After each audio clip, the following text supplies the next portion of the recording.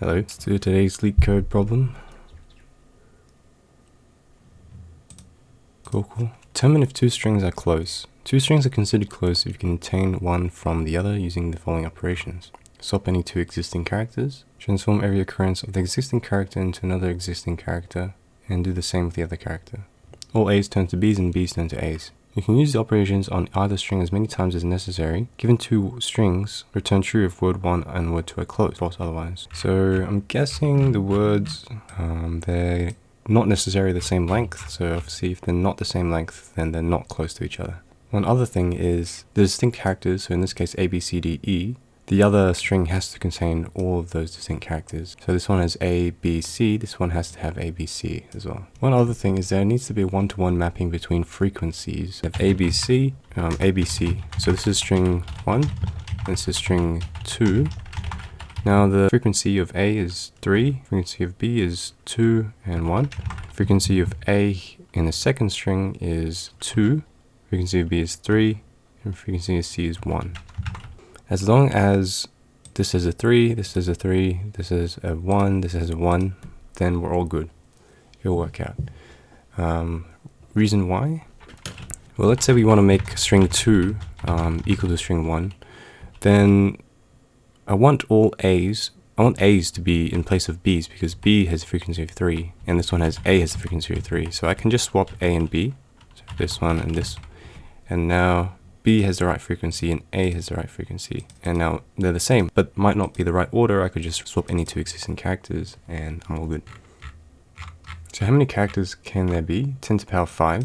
Since there are 10 to the power of numbers, you could just have 0, 1, 2, 3, 4, all the way up to 10 to the power 5. And then have two of these, make this a vector, and fill out the frequencies. So I have lowercase English letters. I could just have the alphabet A, B, C, D, E. Count the frequencies of both strings. So in this case, 3, 2, and 1. Once I've created this unordered map, I could go through each element of the map and then fill out this array, which is all initialized to 0.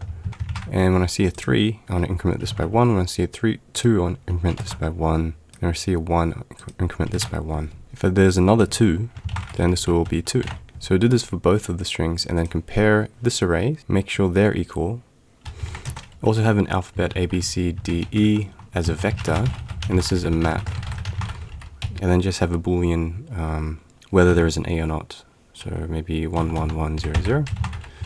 Do this for both arrays, compare this vector so that we know they both have the same characters and the frequencies of the frequencies can be made equal to each other. So let's give that a go. Then we can have a vector of the frequencies. The frequencies of the frequencies. So that's called ff1, ff2. I'll initialize ff1 to be a vector ints. Actually, we could just make this we don't need to make this 10 to the power 5. We could just make it word1.size. Plus 1 in case all the characters in one word is the same. And we're also assuming that word1.size is equal to word2.size. We also have a vector of booleans for letters. Call it chars1, which is the size 26. We'll initialize to false. And chars2. Let's go through each of the strings and do frequency of 1 at C++. And do the same for word2. Once we've done that, we can go through the maps and do the frequencies. We could actually make this vector here. Don't need this. We can make p.second and do the same for the second string, like so. And I just realized that I also want to make sure that the chars at 1 of p.first minus a is equal to true. Chars 1 at p.first minus a equal to true. Chars 2. Then return chars 1 is equal to chars 2 and the frequencies is equal to the other frequencies. Let's see if there's a bug here. Okay, that seems to work. Cool. Let's submit that. What's the time complexity of this solution? If this is n and this is m, this would be n plus m. You know, I have no idea why I'm using a map, an ordered map, because I could use a vector somewhat better time. The memory space isn't that good. You can improve the memory by not being lazy. Have another for loop to compare whether all the distinct characters are the same.